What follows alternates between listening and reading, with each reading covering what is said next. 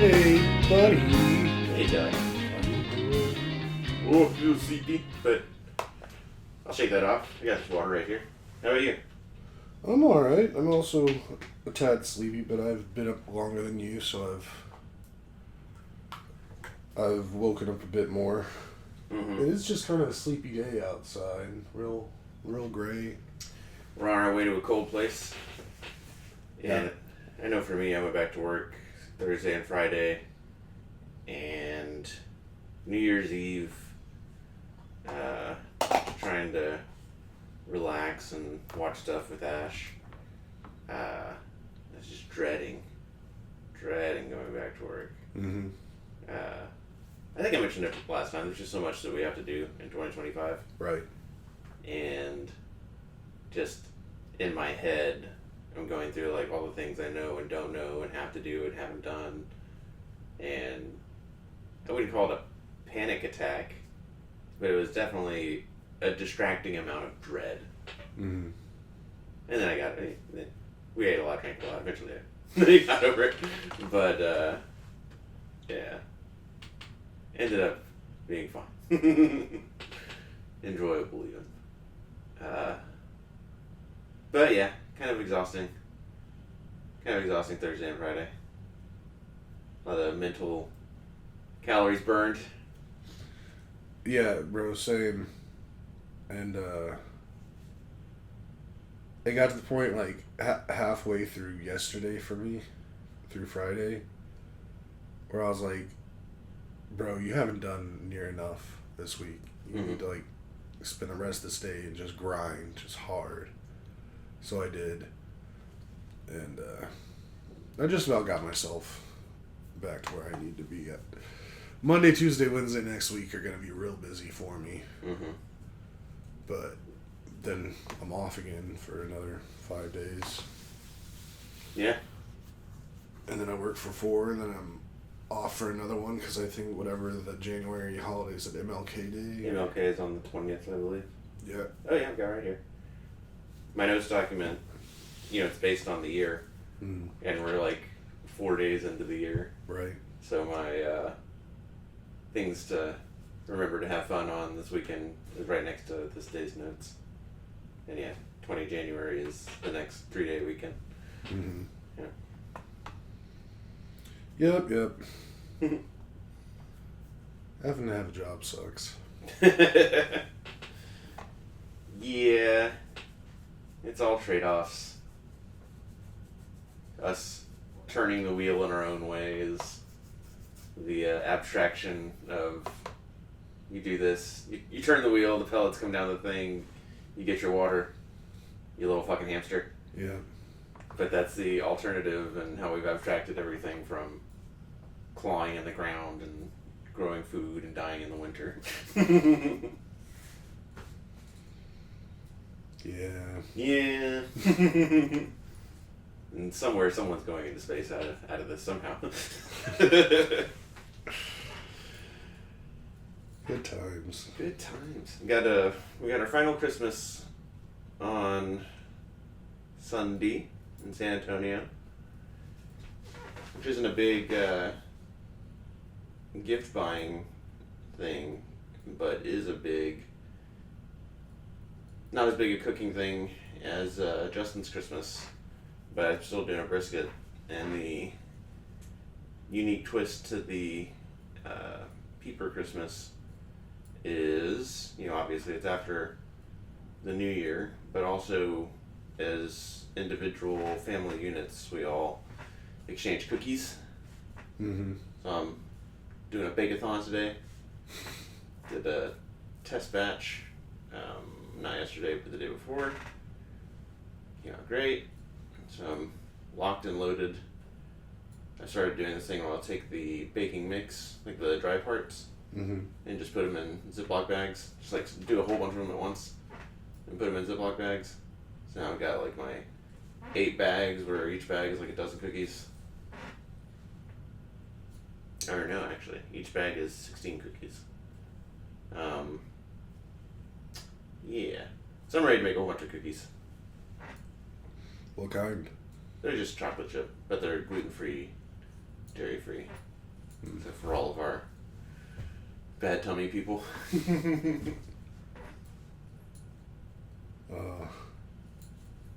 That's pretty cool. Yeah. I mean, not the bad tummies, but the cookies. Yeah, we like exchanged cookies. Usually I end up eating like 90% of them. I baked some cookies recently. Yeah?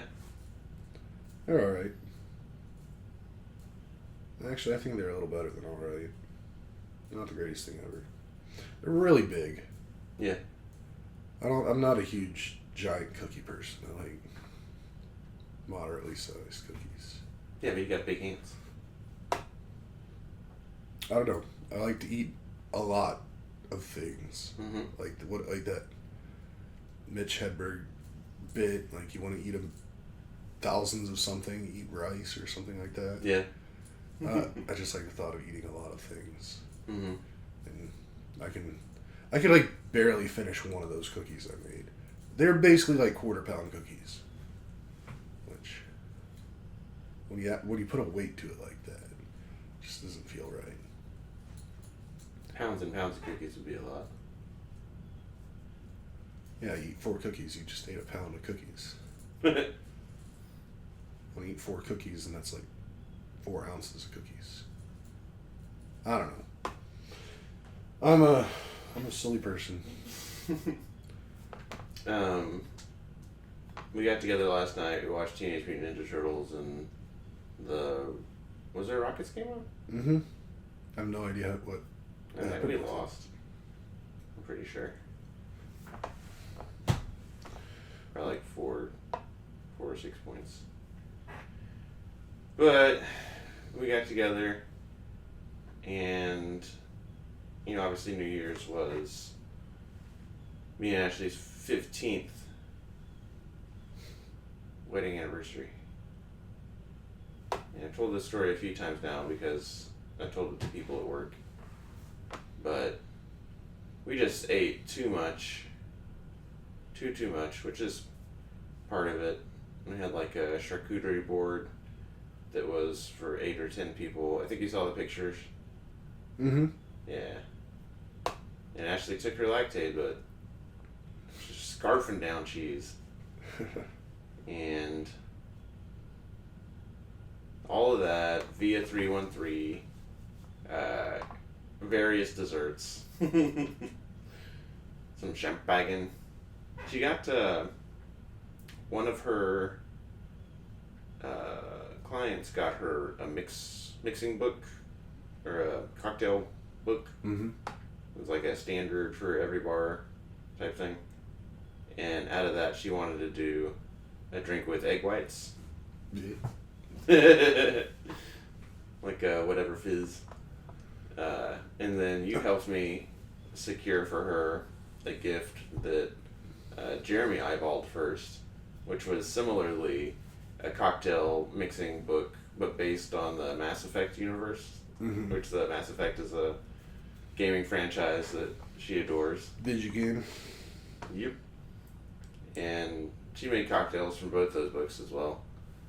But just ate ourselves into a stupor.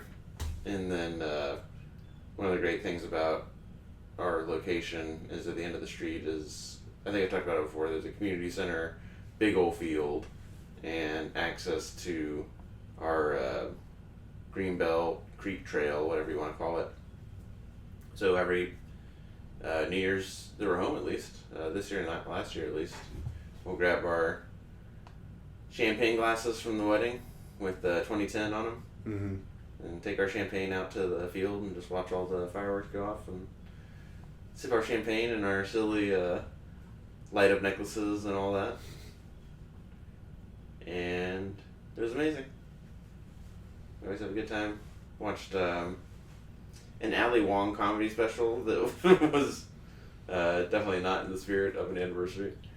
But then we also watched that new Nate Bargatze special, which was great. And then like 3/4 of the Anthony Jeselnik special. Do you know Anthony Jeselnik or the type of comedy he does? It doesn't ring a bell, but if I saw a face, I might understand. It's not long storytelling type comedy like a Tom Segura. It's like little bits that are constantly, the punchline is the most dark, grotesque. Like, if he's telling a nice little bit, then that person's gonna die or he's gonna. And they're just funny. It's real easy to like if you're into like dark comedy. What's his name? Anthony Jeselnik. So like That's a fake name. Jesel. And then I don't know what the rest of it is. If it's Nick or Nik. okay.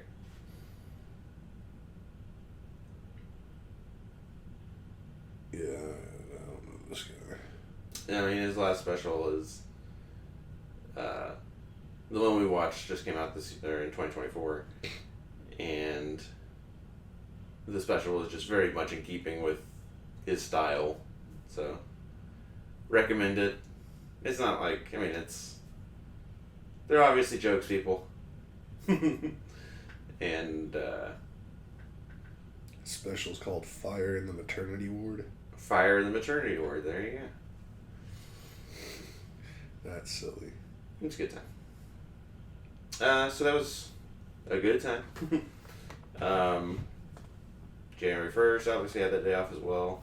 So I ate all that via 313, the charcuterie board for 8 to 10 people, desserts, drinks, etc.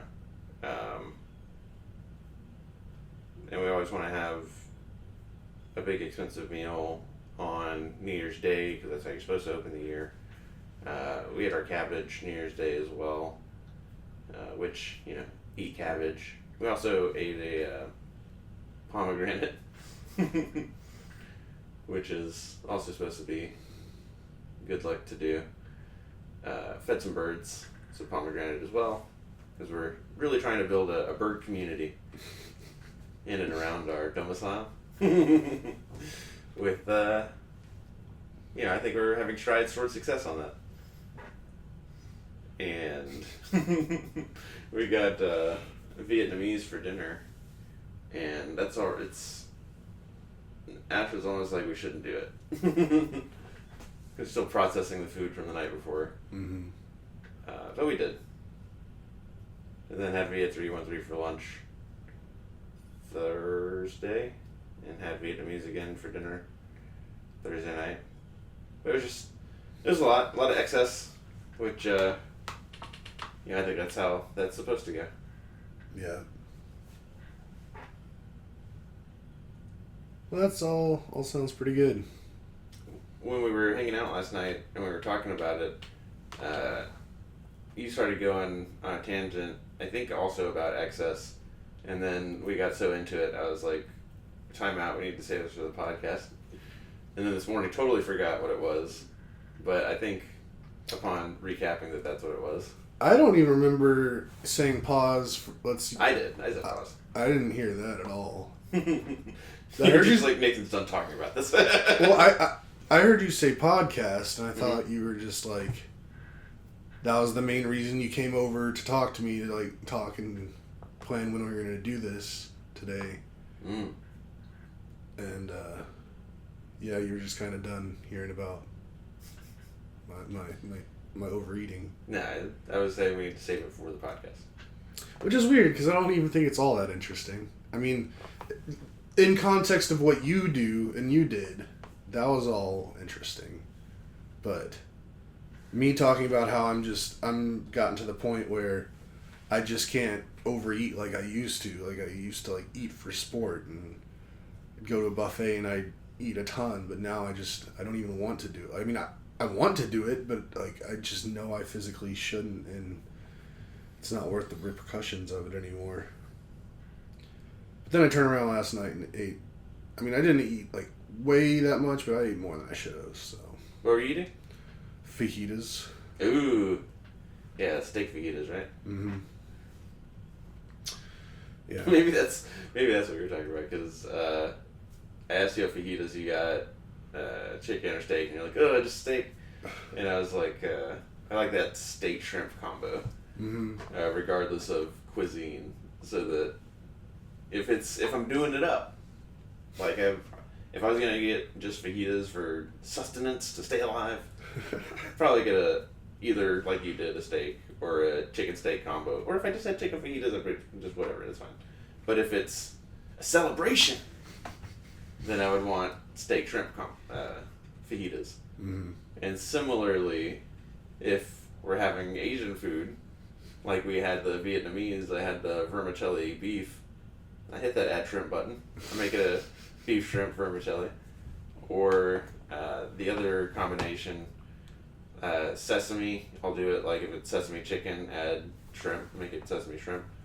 And then General Tso's, or I forget if it's General Tso's or if it's the orange chicken, but I'll do that as well. I feel like throw some shrimp in there. Now it's fancy. Yeah. I should do that more. I like shrimp. Treat yourself. But, I mean, honestly, oh yeah, I was going to say something, like, when you were saying if you're just eating fajitas for the sustenance of it or whatever. Like, I remember growing up, like, fajitas were a special occasion thing. They weren't a everyday thing. I mean, I guess that's because in my mind and in my family's mind, fajitas meant steak fajitas. Right. Like, I guess we could have made chicken fajitas much cheaper, but that's just half my family didn't like chicken, so we rarely ate chicken. Not liking chicken is tough. It's weird. Like, my dad's real weird. Like, he doesn't do chicken at all. He doesn't do any seafood at all. Ooh. He doesn't really care for pork, unless it's like a pork chop. He doesn't do ham. That's bizarre because that's like He likes bacon. The porkiest pork. I don't know. I think he just doesn't like ham. Like a Christmas ham, like that. Yeah. So yeah, a lot of beef in my household growing up. But yeah, anyway, fajitas, like if you're gonna have fajitas, they're gonna be beef fajitas. Beef fajitas are pricey. Like even still, like now, like if you go to HEB and buy one of their like marinated fajita meat skirt steak things, it's like for £2, it's probably like $23 or something. Wow, I wouldn't have guessed that. Yeah. So fajitas to me are like a special occasion, but then like throwing shrimp on top of it, it's like, oh my gosh, like who got married? Right. For me, I thought you would have said that the beef fajitas or fajitas are special because of the restaurants and how like you get enchiladas, no big deal. You get burrito, chimichanga, no big deal. You get fajitas and. I mean, that's also a whole. That's also a part of it for sure. Like, who's this person thinks they're so important? The whole restaurant has to know they got fajitas. And then it's just a whole show. Like you get your tortillas and you get to like build your own little perfect bites. And it's more of an experience than just a meal. And I can clearly remember being very young at a Mexican restaurant in Conroe called El Polino. And like my parents would take us there if like we did something really good or something, and like if it was really really good, then I could get the fajitas. And I fell in love. Like I forgot kind of how much I loved fajitas until like the last couple weeks. They just kind of slid out of there, but literally like growing up, that was a top 3 food for me of all time. And it still might be. I mean, I don't know. It's harder now because I've tried a lot more things. But like, for the longest time in my life, top 3 foods of all time were steak fajitas with flour tortillas. Always flour. Corn can go to hell. Okay. Pizza and chicken fried steak. Nice. And even to this day, like, it would be hard for me to replace any of those in my top three. Like a good burger, it's like right there, but I don't think it just has that special factor. Mm-hmm. I mean, pizza is not all that special, but I just love pizza. Well, steak, I love steak, but like steaks and fajitas, so it's kind of like that. Yeah. No. Even if I make a steak for me and Ash, I'm cutting it into slices that are Like fajita-esque. yeah. Fajita adjacent. Yeah. But yeah. Man, now I want some chicken fried steak. Because I've had a lot of pizza and a lot of fajitas the last couple of weeks. That's a good. This is a honking amount of food meal or visual. Big, Oh, yeah. fat chicken fried steak on a plate. Yeah, like, and that's another thing. Like these days, like those giant chicken fried steak meals you'd get, like I wouldn't want to finish the whole thing. I mean, I'd want to, but I just know I shouldn't, which is a bummer because like I used to love destroying those giant things, like where it's overflowing on a giant platter, and then you have like another plate for your sides because there's just no room on the plate with the actual chicken fried steak. Would you eat that at home or would you eat that out? Out. I have a inclination of where you may have been eating them. I mean, One time we went to Colorado, you freaked out about black eyed peas. Oh, Black yeah. eyed pea. oh yeah, I ate so many chicken fried steaks with black eyed pea as a kid. That was another real like special occasion type thing. Mm-hmm. I've had some good chicken fried steaks over the years.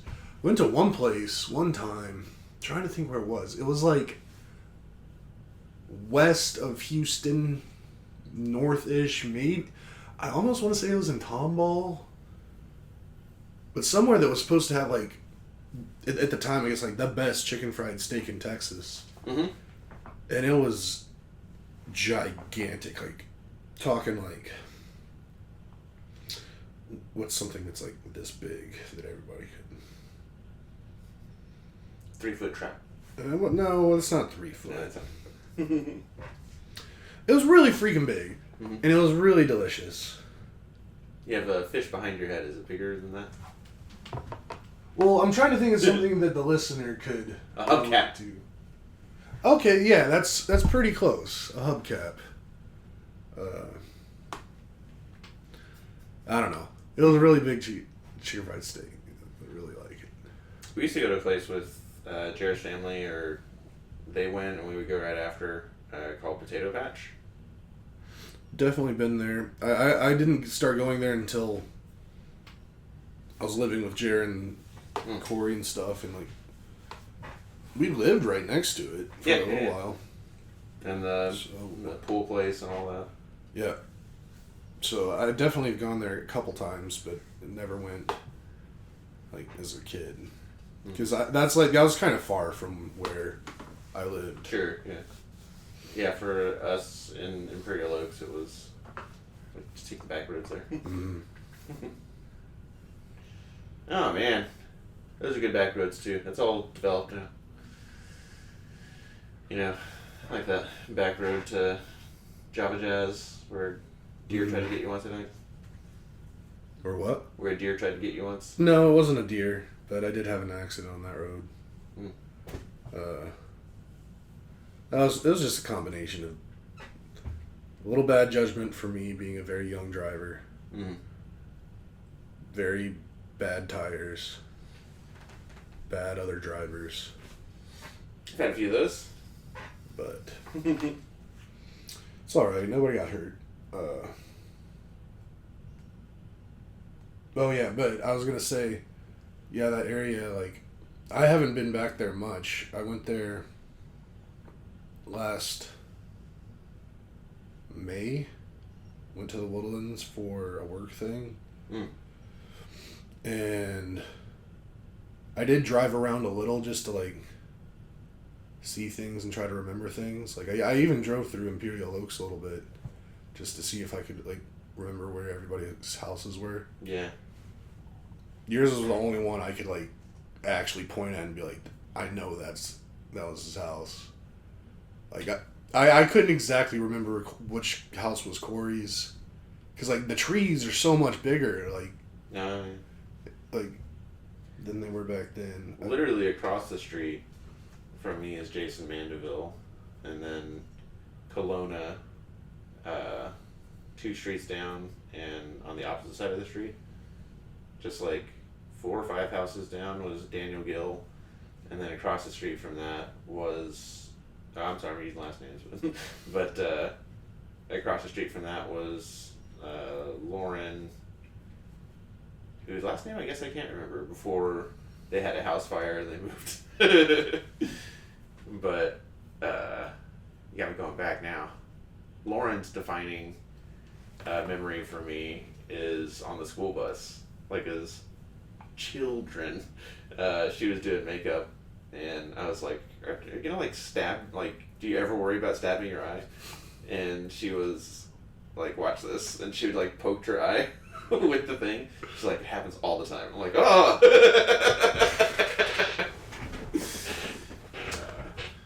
And I won't forget where Katie's house is, and then Corey's, like, because I would do the loop, you know, or I would do the route, because you could just go all the way to Jeremy's house, basically, like picking up people on bikes and stuff. Yeah, I mean, I know roughly where Daniel's house was, because I went there a couple times. Mm-hmm. But I couldn't, like, actually go and point at it right now. Like, if you had a gun to my head, I couldn't, like, guarantee you which one was his. I know which street Katie lived on, but I don't remember which house. I remember which street Corey lived on, but I could probably get within 3 houses, because I... Yeah. But, yeah. Oh, but also, I was driving down Rayford, and that's just... Rayford's almost like a highway now. It's pretty wild. It's been a minute. I went for Father's Day, not last year, but the year before. My dad and I walked around the neighborhood, and at one point, man, it's tough talking about people without using their last names. I don't know. I can't really remember you. You can give last name first initial. No. I can't remember you engaging with this person, but do you remember a guy named Cole? He was a friend of Caleb. Yeah. We walked by his house. And I've interacted with him on Facebook a few times, but it's funny how, like, people, like, I remember I spent the night at Cole's house before going to the rodeo with my family, and that was, like, a big memorable night, because we watched, like, anime and played NES games, like RPGs that I'd never heard of, and he just kind of fell out. Similarly, Caleb, a bunch of people, sleepovers there, big important nights, and it's weird that it's just like totally out of the Jeremy, Kelly, Katie, Corey. Yeah, all of it. Yeah. I mean, there was definitely, like, eras, I guess. Yeah. Yeah, because, I mean, yeah. Definitely the Nathan, Matt, Tony. We gotta talk about Tony here in a little bit. But then Claire, Sarah, Mary. That was a big click for me. Your Woodlands click. Yeah. And then, like, for a while, it was, like, me, Corey, Jeremy, Shandy, Emily, Martha. Yeah. Shandy is a name I haven't said a couple times on here, because it's heartbreaking. Yeah. Yeah. But, yeah, I think about Emily a lot. She was like one of the first people we saw when we moved to Austin. Yeah, I think about her from time to time as well. Whenever we lived in Houston and I would do National Guard stuff here in Austin, Spencer 100% of the time. Mm. And we'd, like, I'd finish drill, go to his flat, which is, it was like right on these playing fields for UT. Like the lights, you could see them through the windows, and like a proper flat. Like the living room was the bedroom, the kitchen was a tiny thing, and we would like drink whiskey and then just go down Guadalupe and find like a place we'd never eaten before. Mm. And some of those times we'd run into Emily and eat with her too. And she had a friend named Patty, I think, that was always hanging out with her. But then when we moved to Austin in 2011, we moved in October, and then went to Emily's Halloween party as like the first thing that we did, like other than unpacking boxes. And we've got great pictures from that. Like I was a zombie, Ashley was a zombie hunter. That was a good time. And then I don't know, we're in the same city, and we just stopped talking to each other. Yeah.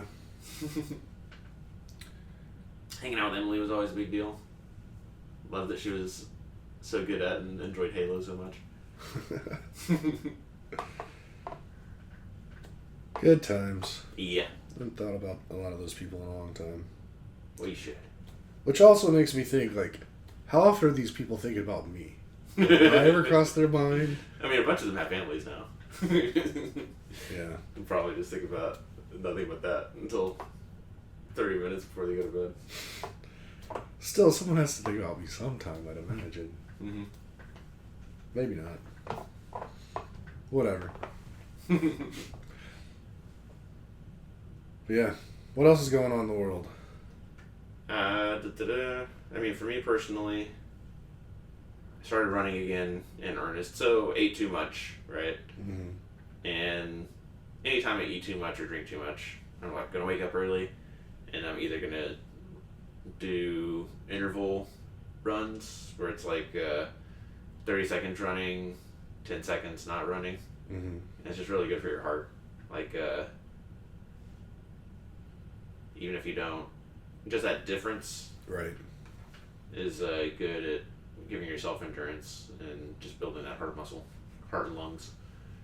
Either gonna do that, or I'm gonna go on an epic hike to get pastries. so like the closer place is our place, Smiling Donuts, where I can make a big loop where I finish there and then the walk home is pretty short because it's not that far. But I can like go far away and then loop back and hit it and then go home. Or the one that I haven't done yet, or the one that I did sort of before, is you can walk 3 miles to the HEB that's at 685, like the Pflugerville HEB that's not on Wells Ranch. Mm-hmm. And taking the trail like all the way there until you literally like cross Pecan.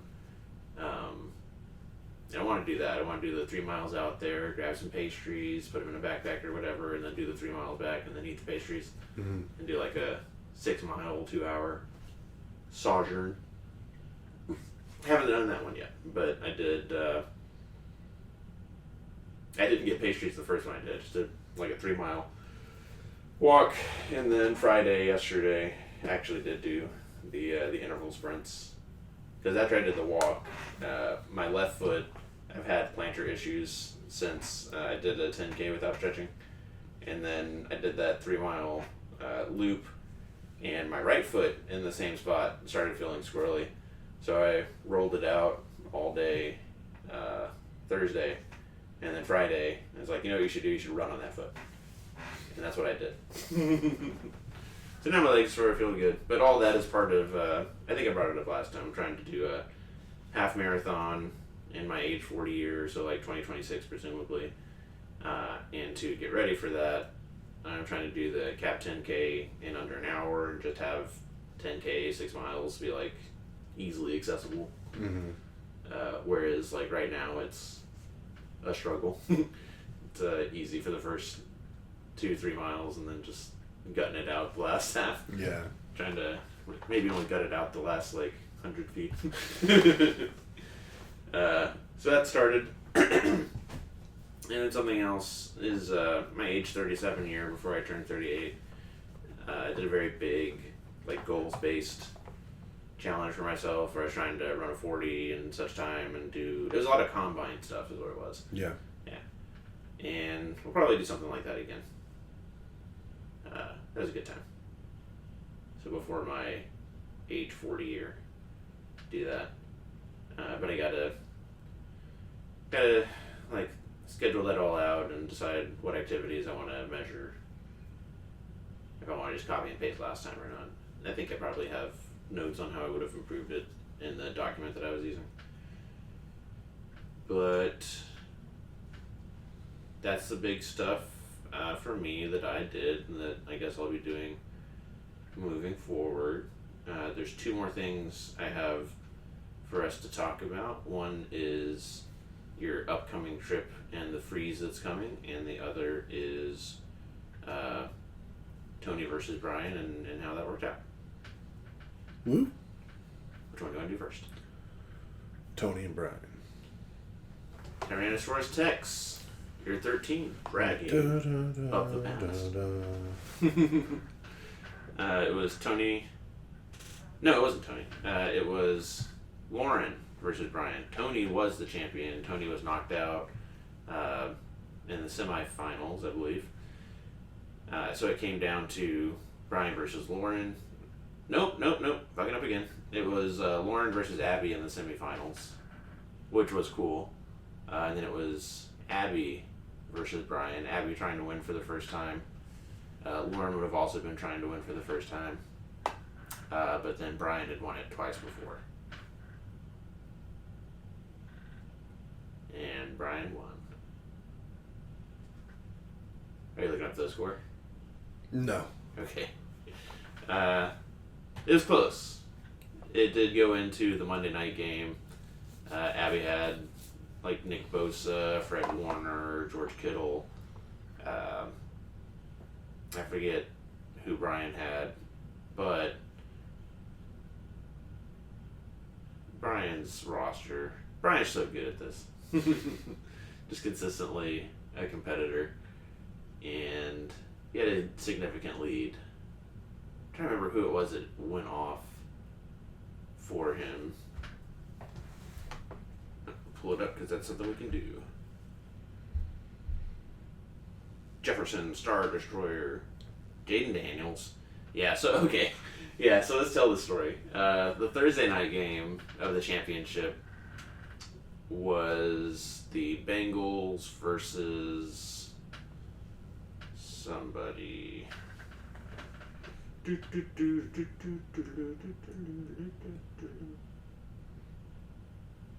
Was the Bengals versus Denver, yeah.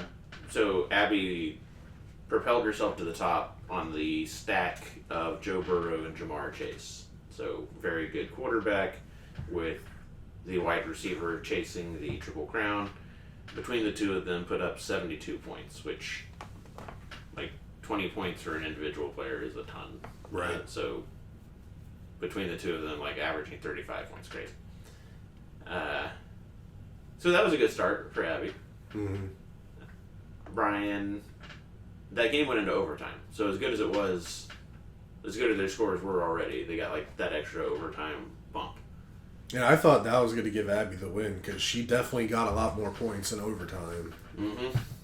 And that was how the week opened.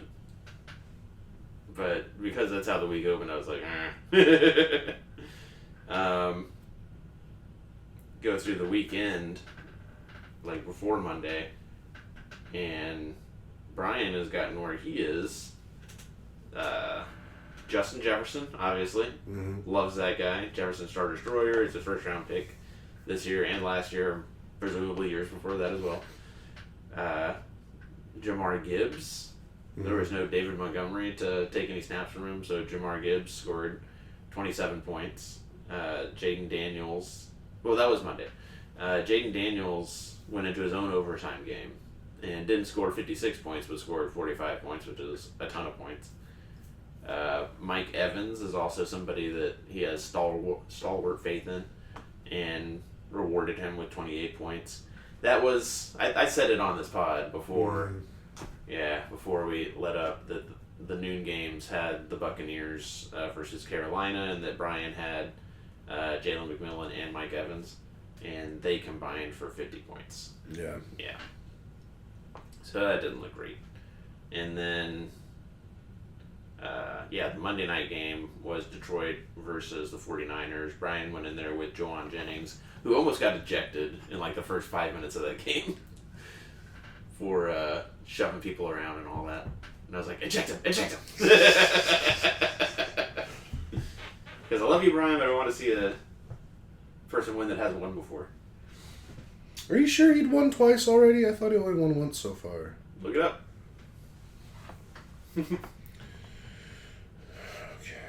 Okay. And if he's only won it once before, that makes me feel better. But, Abby had those 3 49ers and Jameson Williams, who went out there and scored 24 points, had a pretty cool touchdown play. Scored 2 touchdowns, jeez. Had a cool hook and ladder from Amon-Ra St. Brown. But there were all these little opportunities, like Chelsea had Brian Branch, jeez. He almost got an interception. George Kittle, I think, had a touchdown called back. There were all these little opportunities, but Brian could not be overcome. So now he's our league champion. Gets his name on the trophy for a second or third time. If you have access to our Google Drive, there should be a complete record of who's won how many times there. Yeah, I've been doing this a lot harder of a way. It's funny because if he's listening, he's like, I know how many times I won. I mean, we should know these things. Alright. Hard way is too hard. I don't even know if I have access to the Google Docs. I think I just pulled it up now. Boom and boom. Ah, no, this is just our participation tracker. Yeah, I didn't know we had an actual thing somewhere where... Yeah, I guess we'd figure we'd just look at the, look at this. We would just look at the trophy, I guess. I mean, that's what I was trying to do. I was trying to find pictures of the trophy, but I'm not seeing...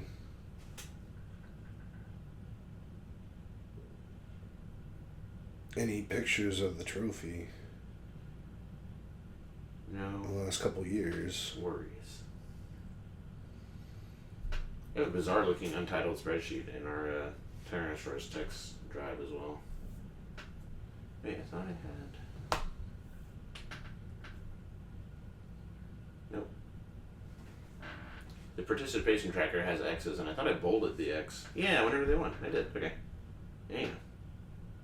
Yeah, Brian's only won it once. He won it in 2021, 2022. That's what I thought. In X. When we switched from themes to just episode whatever. Because I know I'm a 2-time champ. I thought that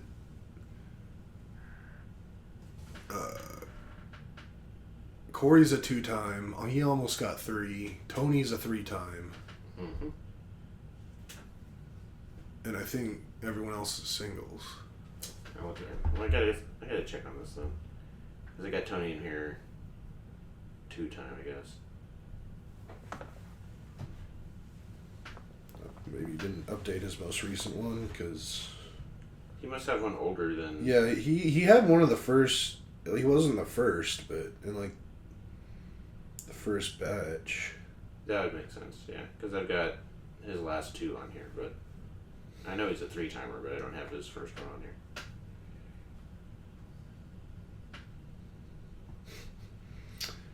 When I search my Google Photos for the word trophy, it does not show up. Can I find a Tyrannosaurus Rex? Tyrannosaurus. It can. We also have a Facebook group for this kind of stuff. Yeah, Tony won 2014, 2015. Stefan's a 2-time. He won the first year and the 5th year. I won the 4th and the 6th.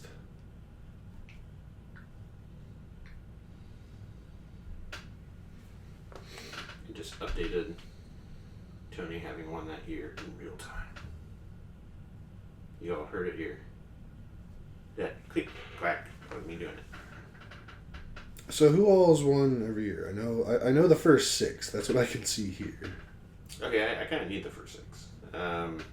Going backwards,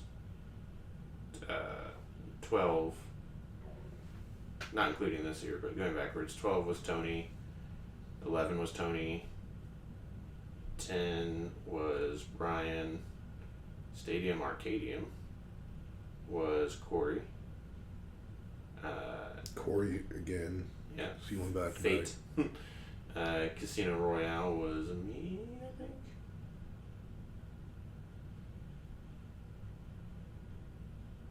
Man, did I not keep track of them before that? Okay, yeah. Casino Royale, I gotta change that one. Winds of Winter, who won that, Kelly? Me. Yeah, I guess I don't really have it. Black Album, 2017. Don't know. 2016, 17 or 17, 18? 2016, 17. Stefan.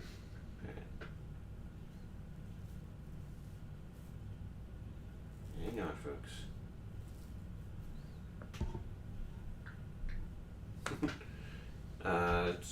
2015, 2016, A New Hope. Me. Nice.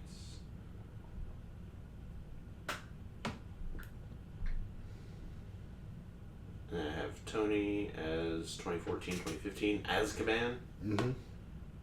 2013, 2014, Part 2. Tim. I have a Tim tab. I do not. Duh. Put Tim there. Alright, then who won year 1? Stefan. Good job, Steph.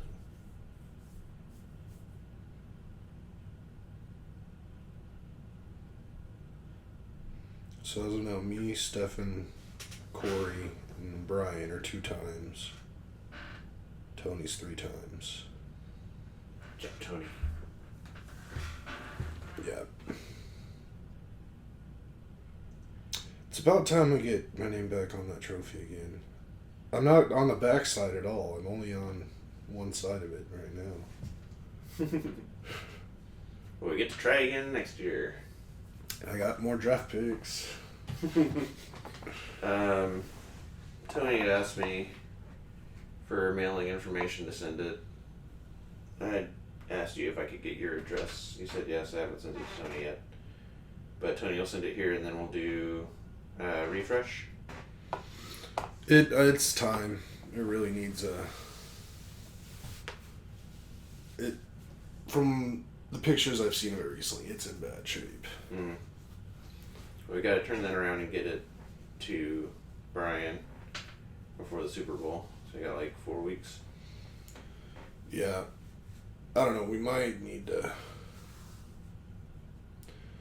I don't know. I guess once I see the trophy in person, I can see if we have time to do something or try to do something like a small minor repair to it just to get it through for another year. Cool. Yep. And then it's Brian's for another year. And then we'll think about when we're going to do the commissioners meeting and how we're going to bring Brian into whatever influence he wants to provide. Yeah.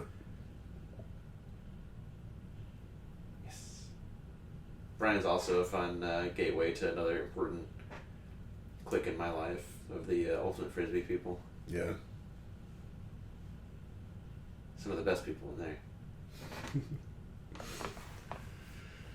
Fun times. Mm-hmm.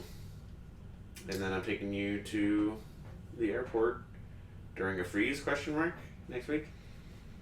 I mean, from what... I was just looking at the weather, like when you asked me if I was looking at the scores or whatever, I was looking at the weather. Mm-hmm. I think I'm supposed to get out of here before it properly gets cold. Even though right now it's not actually showing us getting below freezing at all. For next week? Yeah. It's like that started on Sunday night to Monday. So, oh, just kidding. Okay, yeah, it's Sunday.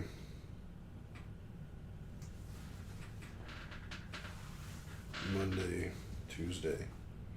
Then Wednesday it warms up a bit. Yeah, I'll take it. And then Thursday, a little cooler, but not quite freezing. But also the precipitation. I zoomed in on it, and rain doesn't start until noon, so non-issue. Yeah. Although there is a possibility at this point that my dad might be good enough to take my brother and I. Mm-hmm. We're not 100% sure on that just yet. Yeah, just let me know. We'll keep you posted. I wake up early. It is lame though how I think this happened last year now too, whenever my brother and I went to Disney. Like, it wasn't cold, and then like the day we left, it's like kind of icy conditions, and like getting to the airport and worrying about flight and stuff. And then same now, it's like we were 80 degrees like a couple days ago. Yeah. And now just on the day I leave, it happens to be like potentially bad stuff. So that's cool. We're getting the very furthest extent of this polar vortex that's about to knock out half or more than half of the people in the country, because so many people live on the east. Yeah. Yeah, I don't know. I'm not super familiar as to what the goings on around the world these days. You're departing from Miami? No, departing from Port Canaveral. Okay. Yeah. So Southern Florida, you'll be fine. Yeah, just getting out of here is the big part. Although, it is interesting, the weather in the Bahamas is a lot cooler than I thought it was going to be. Mm. Like, when I'm there, high is, on one day it's 75 degrees high, and the other day 70. Mm-hmm. Which I'm not mad at all. Like, I'm not, I love that, but it's also just kind of weird, like going to like the Bahamas and Tough to get in the water. yeah, and it's supposed to, like, on the day because we fly out there Thursday. We're staying in a hotel in Orlando Thursday night, and then Friday getting a bus to the port. And in Port Canaveral, the high on Friday is 64. Mm-hmm. So it's like you're gonna have to be wearing a jacket on the ship. So Didn't sea spray make any colder?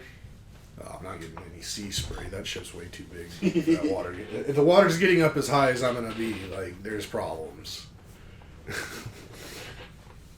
Like those videos of the Arctic just going up and down. Yeah. No. So I don't know. It's gonna be really interesting. Never cruised before. We're gonna have to do the next one of these remote by satellite. Yeah. No. County.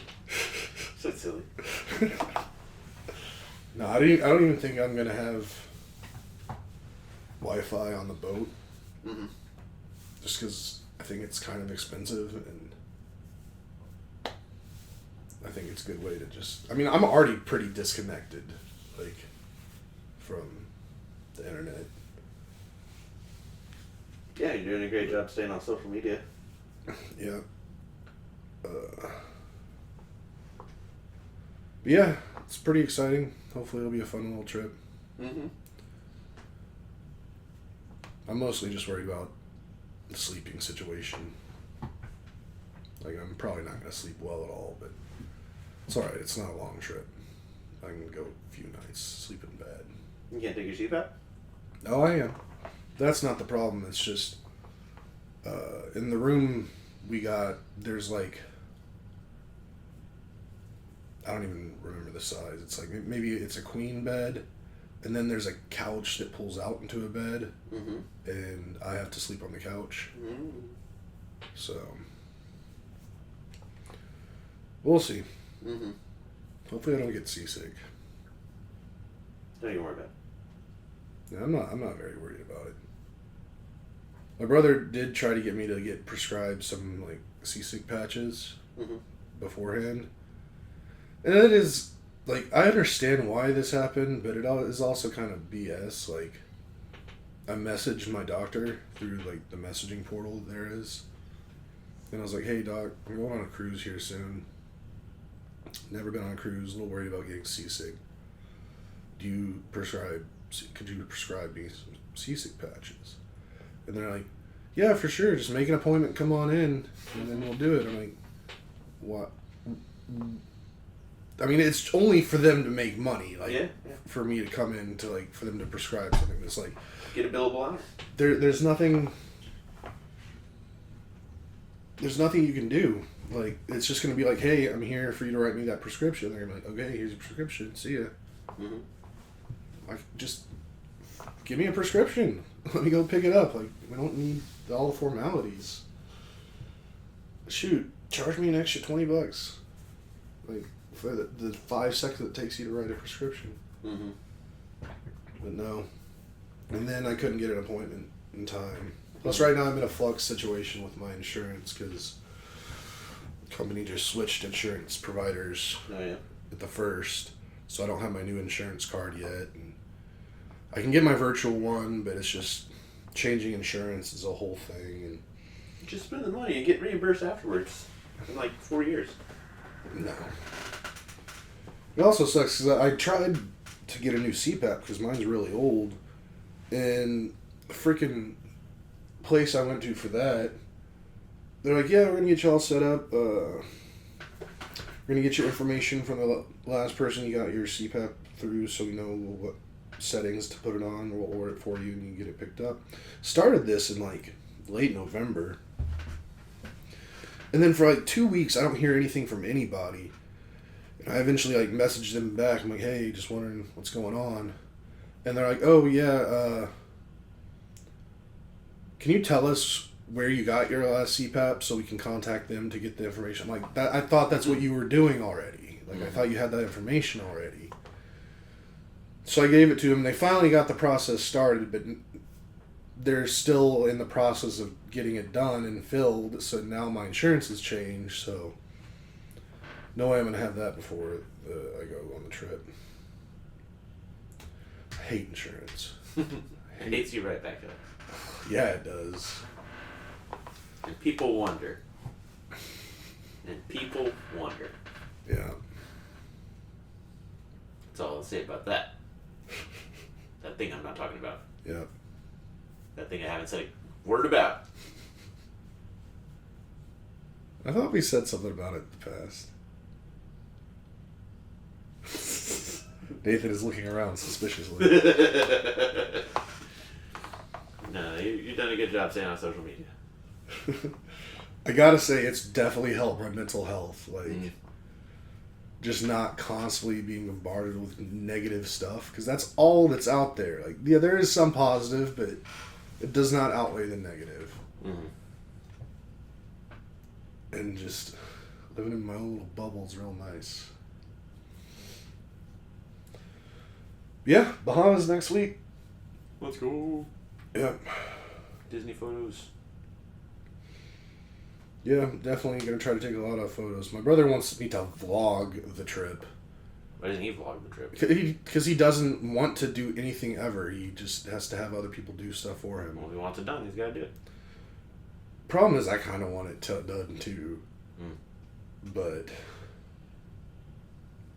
we'll see. I mean, I'll definitely take a lot of pictures and videos. And then if I end up editing it together at the end into a watchable thing, we'll see. Cool. We'll put it on YouTube. Yep. Maybe I can become a travel vlogger. Nice. I honestly would love that. That'd be so great. Who wouldn't? It's the modern day marine biologist. Yeah. Well, that's all I got. You got anything else? Probably, but we're in an hour. Save it for 2 weeks. Or next week when I zoom in from the high seas? Live by remote satellite. It's Kelly the travel vlogger Wilson. I'd probably use a different name. It's Willie. The travel vlogger Gilson. No. That's even worse. Alrighty, well, if you made it to the end, don't forget to like, subscribe, hit the notification bell, tell your friends. And, Happy New Year. Yeah, we good.